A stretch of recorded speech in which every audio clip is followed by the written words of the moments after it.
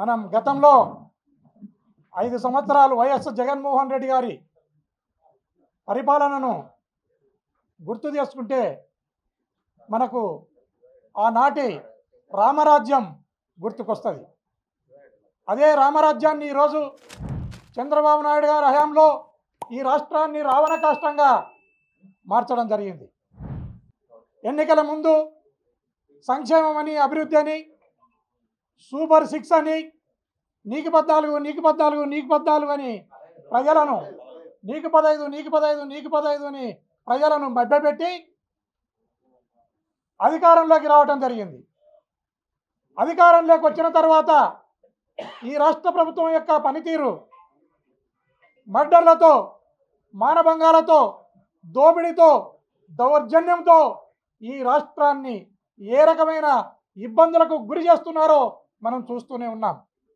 ఈ రాష్ట్రంలో ప్రజాస్వామ్యం లేదు, రాజ్యాంగం లేదు, ప్రశ్నించే వారు ఉండకూడదు, ప్రశ్నిస్తే వారిని ఉక్కుపాదంతో అణిచివేస్తూ ఉంది, తప్పుడు కేసులను కడతా ఉంది, అక్రమంగా అరెస్టులు చేస్తూ ఉంది, ప్రశ్నించిన వారిని దారుణంగా హత్యా ప్రయత్నం చేస్తుంది, అవసరమైతే హత్యలు చేస్తూ ఉంది ఈ రాష్ట్ర ప్రభుత్వం.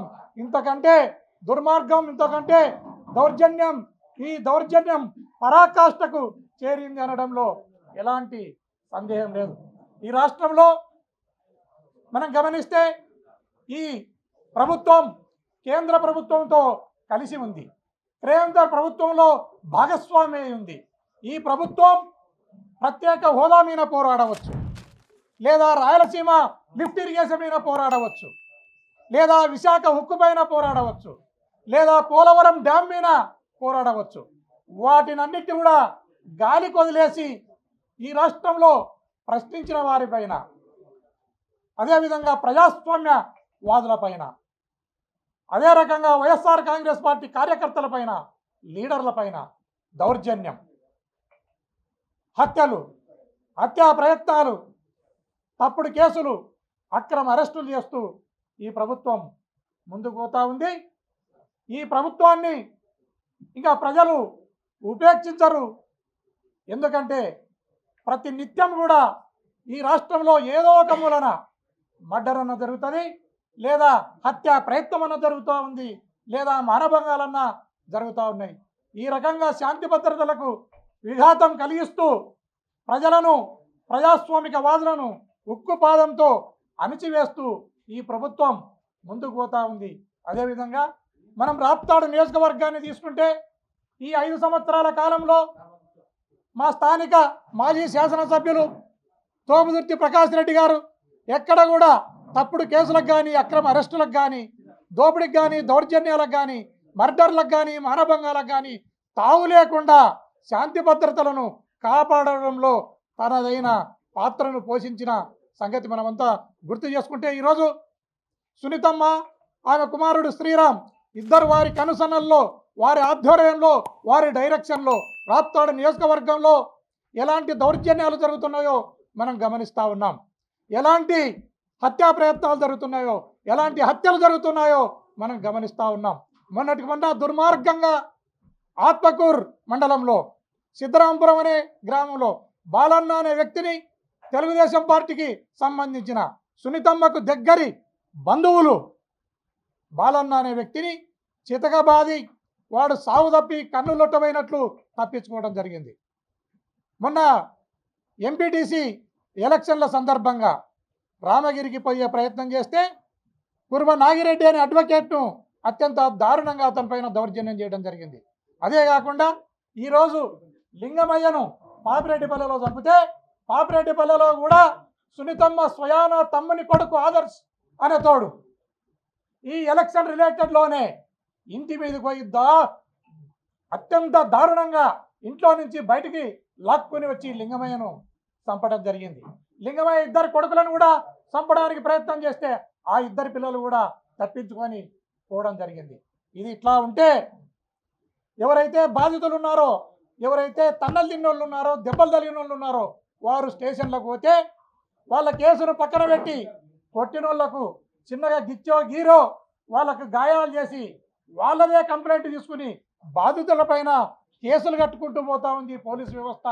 ఈ పోలీస్ వ్యవస్థను ప్రభుత్వం ఈ రకంగా తప్పుడు పనులకు ఉపయోగించుకోవడం అనేది వారి దివాలా కోరుతనానికి ఇది పరాకాష్ఠగా నిదర్శనంగా మనం భావించవచ్చు.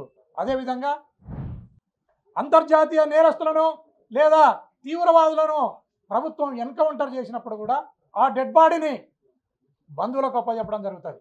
బంధువులకు అప్పచెప్పేదే కాకుండా స్నేహితులు, బంధువులు లేదా వారి సానుభూతి పరులు వస్తే వారిని కూడా అలో చేయడం జరుగుతుంది. ఈరోజు లింగమయ్య హత్య జరిగిన తర్వాత ఆయన బంధువులను కానీ స్నేహితులను కానీ మా వైఎస్ఆర్ కాంగ్రెస్ పార్టీ కార్యకర్తలను కానీ లీడర్లను కానీ ఎవరిని కూడా అక్కడికి పోకుండా వాళ్ళ రెడ్ బుక్ రాజ్యాంగంతో అడ్డుకుంటున్నారు. ఇది చాలా దయనీయమైన పరిస్థితులు మనకు కనపడతా ఉన్నాయి. దయచేసి ఈ రాష్ట్ర ప్రభుత్వం ఇప్పటికైనా కళ్ళు తెరిచి లా అండ్ ఆర్డర్ను ప్రొటెక్ట్ చేయాలి, రాజ్యాంగాన్ని కాపాడాలి, ప్రజాస్వామ్యాన్ని మీరు పరిరక్షించాల్సిన అవసరం ఈ ప్రభుత్వం పైన ఉందని ఈ సందర్భంగా తెలియజేస్తున్నారు. మీకు దగ్గరలోనే నూకలు చెల్లబోయే రోజులు దగ్గరలో ఉన్నాయి. మీరు ఇలాంటి పరిస్థితులతో ముందుకెళ్తే ఈ రాష్ట్రంలో ఎప్పుడు ఎలక్షన్లు జరిగినా జగన్మోహన్ రెడ్డి గారు ఓడేది లేదు, నువ్వు గెలిచేది లేదయ్యా, నువ్వు ఓడిన తర్వాత మేము అధికారంలోకి వచ్చిన తర్వాత ఇంతకు రెట్టింపు మీరు వడ్డీతో సహా మా వైఎస్ఆర్ కాంగ్రెస్ పార్టీ కూడా మీకు చెల్లించడానికి సిద్ధంగా ఉంది. దీన్ని కూటమి ప్రభుత్వం కానీ ఆ ప్రభుత్వంలో పనిచేస్తున్న ఎమ్మెల్యేలు కానీ ఎంపీలు కానీ కార్యకర్తలు కానీ లీడర్లు కానీ గుర్తుపెట్టుకోవాలని ఈ సందర్భంగా తెలియజేస్తున్నారు.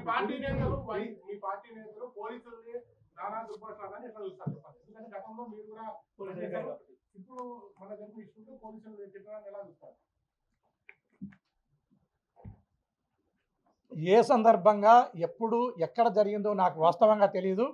దాన్ని ఒకసారి దాని పూర్వపరాలను నాతో చెప్తేసినా దాన్ని ఖచ్చితంగా దాని మీద నేను రెస్పాండ్ అవుతా, ప్రాపర్గా రెస్పాండ్ అవుతా.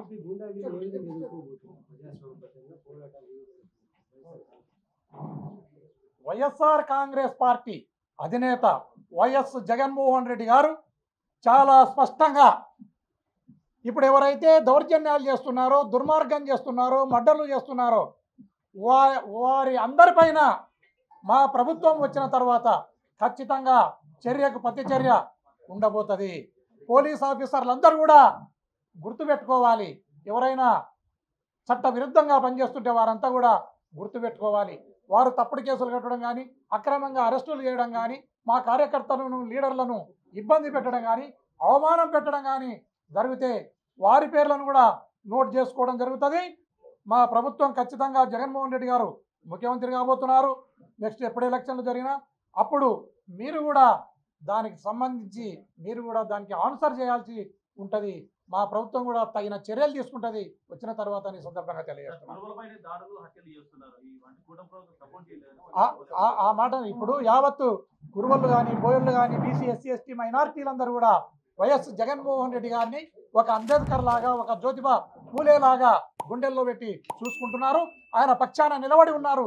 అందుకోసమే ఈ కూటమి ప్రభుత్వం ఈ బడుగు బలహీన వర్గాల పైన, ఈ అట్టడుగు జనాల పైన, ఈ బహుజనుల పైన వారు దౌర్జన్యాలను చేస్తున్నారు, కొడుతున్నారు, చంపుతున్నారు, కేసులు పెడుతున్నారు, రకరకాల హింసలు పెడుతున్నారు. దీని పర్యవసానం వారు కూడా అనుభవించే రోజులు దగ్గరలోనే ఉన్నాయి.